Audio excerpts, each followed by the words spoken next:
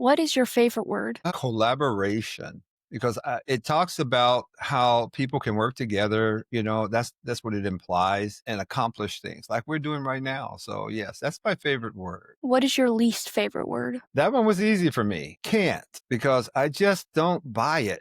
People say, "Oh, I can't do this," or "I can't do that," or "I can't have this," What turns you on creatively, spiritually, or emotionally? either personally or even watching other people overcome odds against all odds. They accomplish things that just didn't seem like it could happen.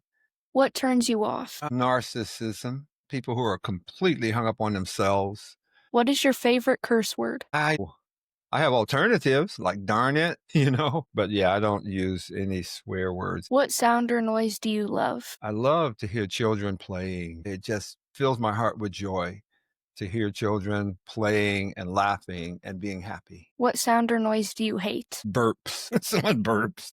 What profession other than your own would you like to attempt? Well, that was a tougher one for me because I'm really doing what I love.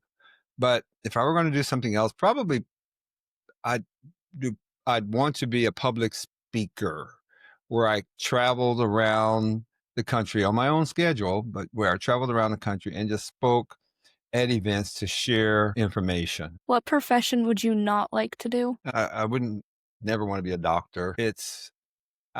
Have partners that are doctors. I have friends that are doctors. I have even family members that are doctors. And I just see them as, even though they help people and help to heal, I see their lifestyle as being, they are enslaved to their professions. They have no freedom. And I just couldn't have a profession where I just had no freedom. If heaven exists, what would you like to hear God say when you arrive at the pearly gates? Well, first of all, heaven does exist. And what I want to hear God say when I arrive is welcome home, because that's where I'll be. Tell me a short story about a moment that changed your life. I had spent most of my life, my early years, from my up until I was in my 30s, I had spent all that time basically not wanting to have children in my life. I didn't want to have children. I was married, but I didn't want to have children. So I got a divorce. And then after I got a divorce, ultimately, God sent someone else into my life and I was remarried and we had a child. Her name is Bethany.